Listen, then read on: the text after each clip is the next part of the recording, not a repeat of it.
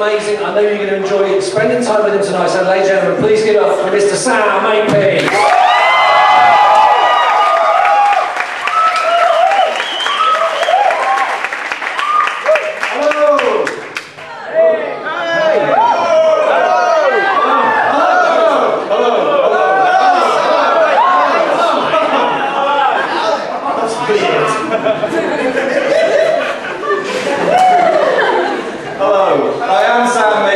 As far as you know.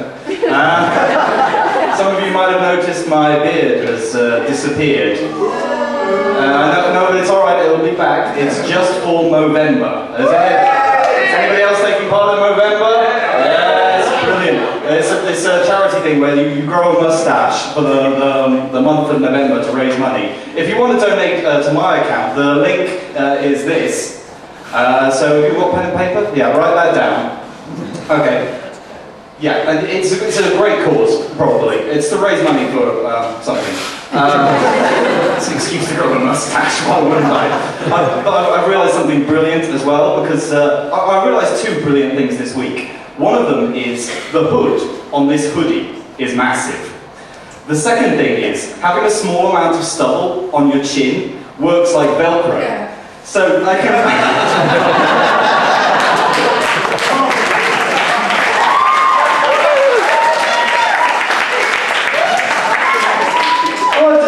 my set like this. Can't see anything I'm doing. Oh, sorry, I tried to stick my tongue out you, I got mouth full of felt. I'm going to take this off actually because it's hot. It's nice, isn't it? Oh, we got rid of the link. Oh, well. Don't worry about it, if you didn't get the link. It's on my Facebook, if you're friends with me, and it's on my Twitter. Two websites that I really don't understand. There seems to be a completely different etiquette for the different social networking websites. On Facebook, I kind of feel like, I can't tell my family and friends that I ate a banoffee waffle, they'll think I'm fat. Whereas on Twitter, it's, hello, perfect strangers, I ate all the banoffee waffles. Have a picture. There's a certain sort of egotism involved in being on Twitter. The idea that everybody needs to know what you're doing at every single second of the day. Anyway, and while we're on the subject of Facebook, just a small point. Owning a camera that can take black and white photos and knowing where flowers grow doesn't make you deep. Okay?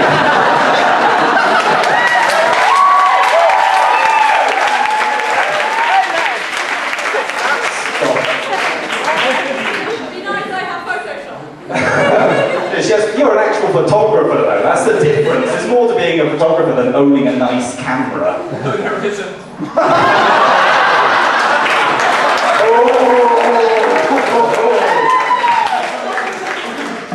Just so you know, the photographer who does our show has 3 UK weightlifting records and will break you. Just so you know. Oh, and also on the subject of Facebook, has anybody ever had this weird thing where somebody adds you, and then you've got no mutual friends, you have no idea who they are at all? I've had this happen to me a few months ago. This woman called Callie Nye added me, and there was no mutual friends, no idea who she is at all. But I've left her in my friends request box because I like logging into Facebook, seeing her name and go, Callie Nye!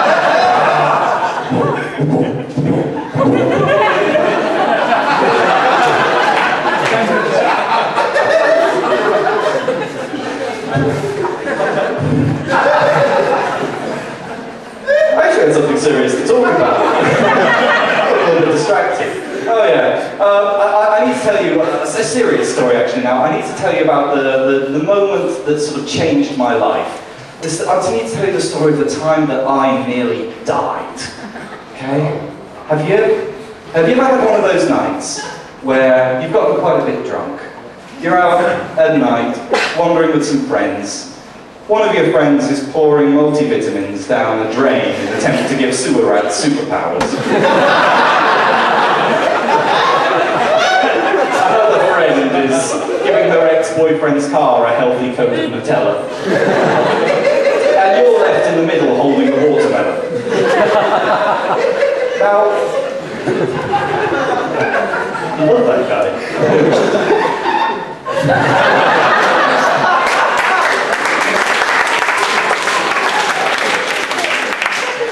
He has protected.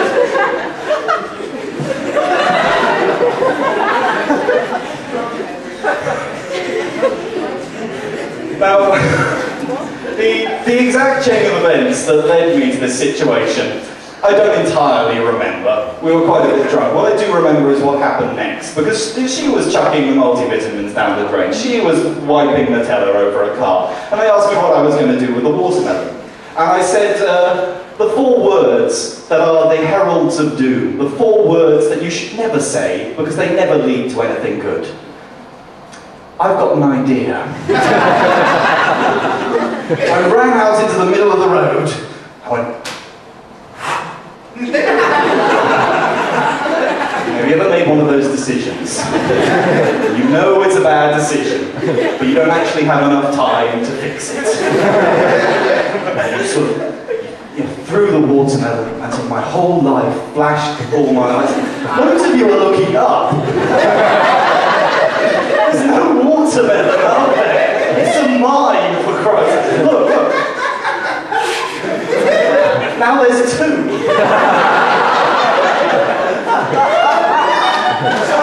Oh, dodged it. You see, it's just making... Oh! What the fuck?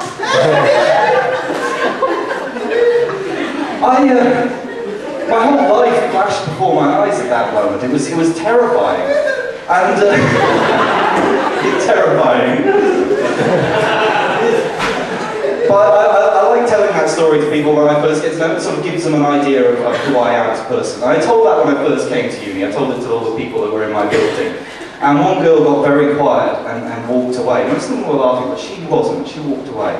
So I walked after her and I said, what's the matter? It's fine. I didn't suffer any brain damage at all from being hit in the head with a watermelon. And she turned to me and she goes, oh, it's okay.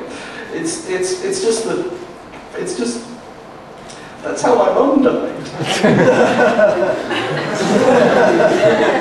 I'm not entirely sure what the correct response to that is, but I'm pretty sure it's not.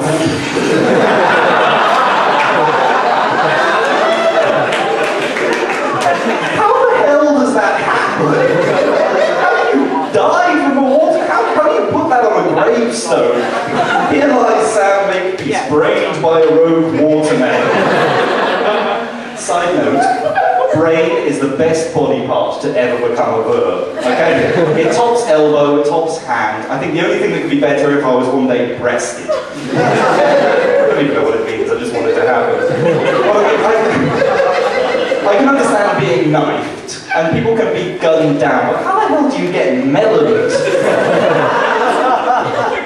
But it shocked me because I realised I could have died that night. That could have been the end of me when that watermelon hit me on the head. And so I've sort of tried to make my life better since then. I've tried to appreciate the beauty in the world around us. Whether it's just the warm glow of the sunset, the smile on the face of a young child, or just a particularly amusing fart. I quite like the farts that sound like questions. The ones that sound like you've knocked on the door of the Addams family mansion and Lurch has come to the door and he's gone, "You ready?"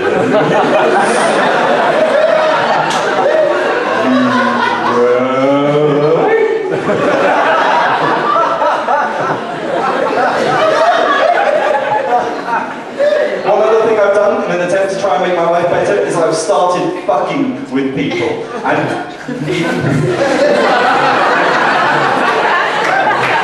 not like that. Look at the way I dress. I don't have sex. I will do as soon as I can meet a woman who will respond to a chat-up line given in the language of Jabba the Hutt.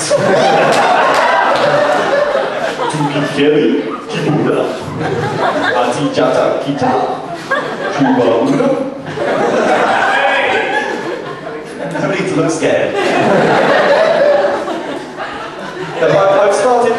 messing with people is probably the better term. I mean, it's really easy to do if you know what to do. Like, there are very simple things, like if you're in a lift with somebody else, if it's really quiet, you can just go, did you hear that? It's probably nothing. I hear this lift's perfectly safe now. Scam callers. Scam callers are a great set of people to fuck with. I had a scam call the other day. Somebody phoned me up and they said, "Oh, hello, Mr. Makepeace. I see that you've entered our competition to win one of 10,000 iPads or a luxury cruise." And so I said to him, "Right, and what's your name?" "Sanjay." "Right, Sanjay. Well,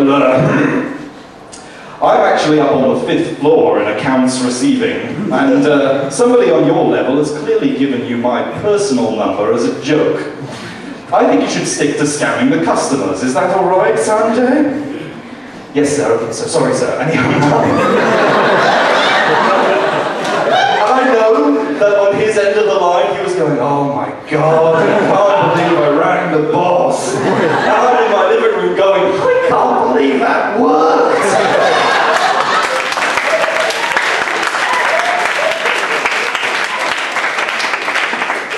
Another thing I've started to do to mess with people is sometimes I like to hang out in the hair care aisle of the local supermarket. And whenever a girl comes up and picks up something and says, "Ooh, this is good, I've not tried this before," I run up to her and I go, "Don't!"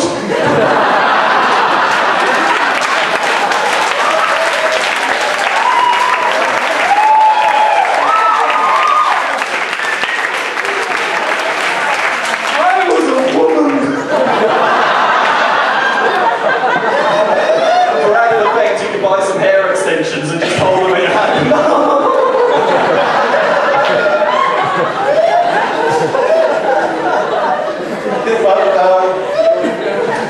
I've got to admit, sometimes I take it too far. Sometimes I fuck with people just a bit too much, and that's wrong with me. And I've made a list of my sins, and I want to confess to you now the times when I take it too far. Okay, it's upside down. Okay, first one, okay. I work in a supermarket. I work at the self-scan checkouts. And have you ever had that thing where you've gone to the self-scan checkouts and you've scanned your item and it's gone, "Please place the item in the bagging area." So you put it down.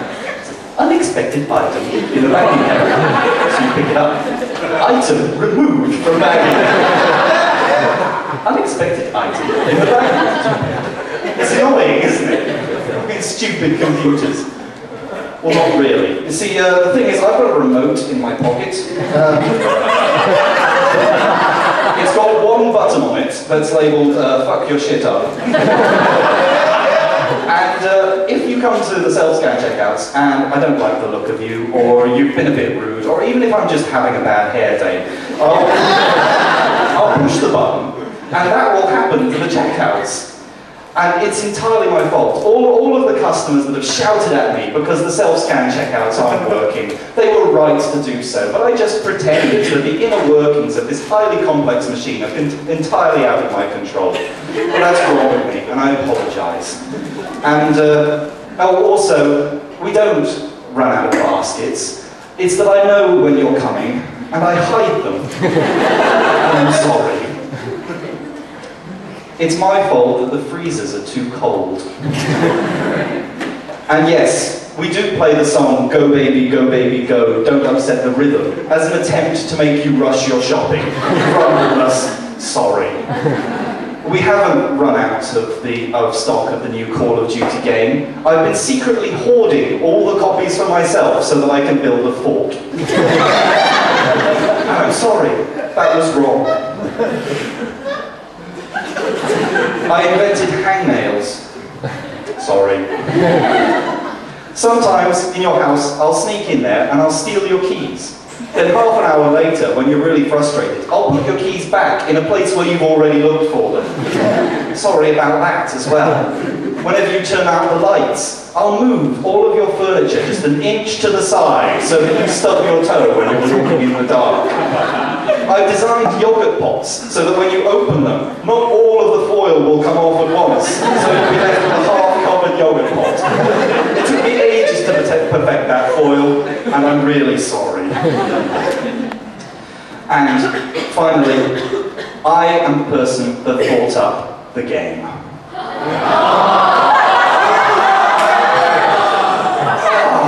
love that noise. The noise of the whole room full of people losing. Oh.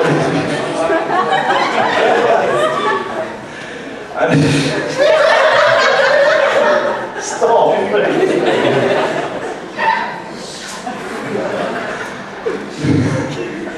So to summarize, I really don't like watermelons. Farting's kind of funny. And that shampoo's probably okay, actually. I've been Sam Makepeace. Good night.